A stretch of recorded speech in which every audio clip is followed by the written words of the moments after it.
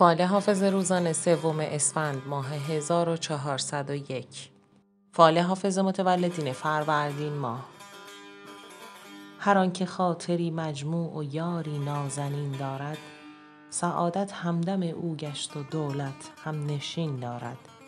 حریم عشق را درگه بسی بالاتر از عقل است، کسی آن بوستان بوسد که جان در آستین دارد. تعبیر فال شما به این شکله: شما دارای فرزندی میشید که از خوبی نظیر نداره. قدر اونو بدونید که شما رو به سعادت میرسونه. اگه چیزی هم از مال دنیا نداشته باشید، راحت و آسوده خیالید و احساس پادشاهی میکنید. فال حافظ متولدین اردیبهشت ماه. آنکه از سنبل اوغادی تابی دارد، باز با دلشدگان ناز و عتابی دارد.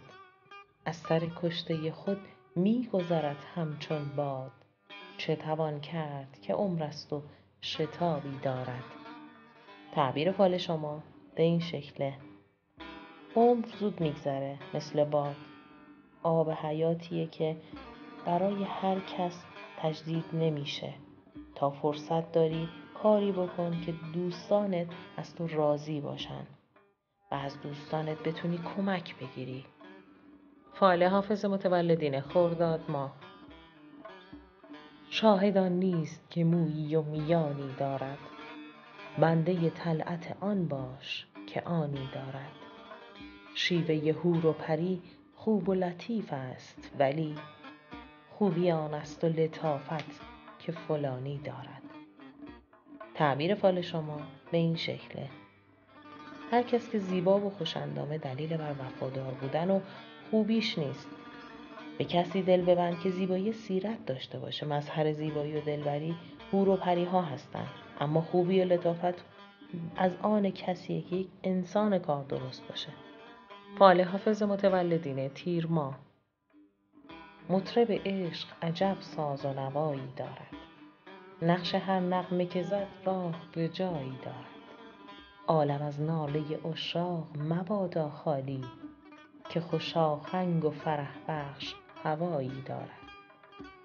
تعبیر فال شما به این شکله: کسی که با عشق و ایمان در زندگی قدم برمی‌داره، اگر زر و زور هم نداشته باشه، خدا رو داره. شما هم اگر با کار و کوشش و توکل به خدا قدم برداری، مطمئن باش که موفق میشی. فال حافظ متولدین مرداد ماه. درخت دوستی بنشان که کام دل به بار آرد، نهال دشمنی برکن که رنج بیشمار آرد. چو مهمان خراباتی به عزت باش با رندان، که درد سرکشی جانا گرت مستی خمار آرد. تعبیر فال شما به این شکله: سعی کن به جای دشمن تراشی برای خودت دوست پیدا کنی، اونم دوستای خوب. رفیق شفیق برای یک شب و چند روز به دردت نمیخوره. اونی که همیشه در کنارته قدرش رو بدون. فال حافظ متولدین شهریور ماه. به آب روشن می عارف طهارت کرد، الصباح که میخانه را زیارت کرد. همین که ساغر زرین خور نهان گردید، هلال عید به دور قدح اشارت کرد. تعبیر فال شما به این شکله: دعاهای شما به درگاه خداوند اثر بخشه و خداوند به شما عزت و سعادت میده. شما هم باید کارتون رو با جدیت کامل تری دنبال کنید. اینو بدونید که خداوند در همه حال کنار شماست. فال حافظ متولدین مهر ماه. بلبلی خون دلی خورد و گلی حاصل کرد، باد غیرت به صدش خار پریشان دل کرد. طوطی را به خیال شکری دلخوش بود، ناگهش سیل فنا نقش اهل باطل کرد. تعبیر فال شما به این شکله: شما رنج‌ها و مشقت‌های زیادی رو تحمل کردی تا به درجاتی که الان رسیدی. از حسودها غافل نباش و از اونها دوری کن.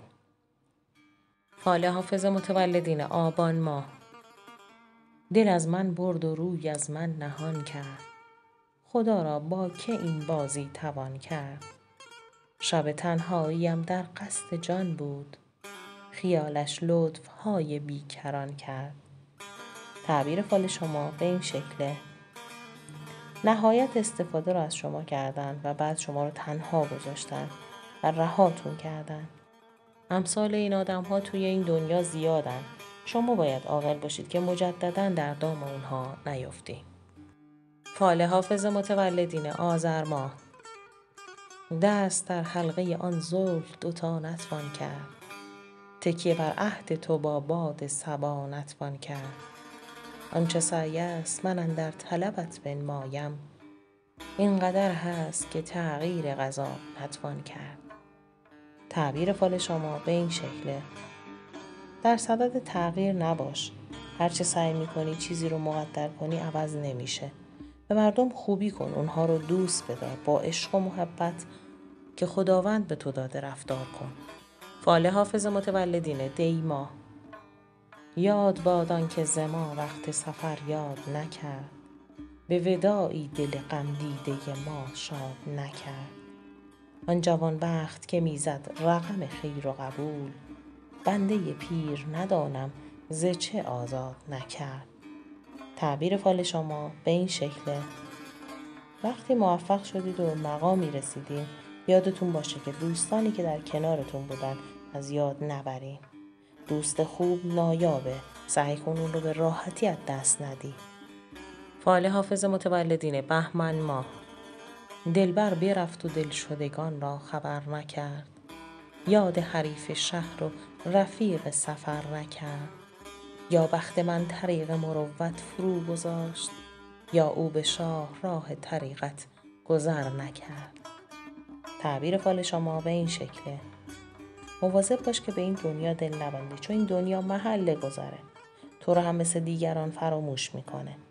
حالا هر چقدر که به اون وابسته باشی بیشتر گرفتار میشی. پس تو میتونی وابستگی هات رو به این دنیا کمتر کن. فال حافظ متولدین اسفند ماه: دیدی ای دل که غم عشق دگر بار چه کرد، چون بشد دلبر و با یار وفادار چه کرد.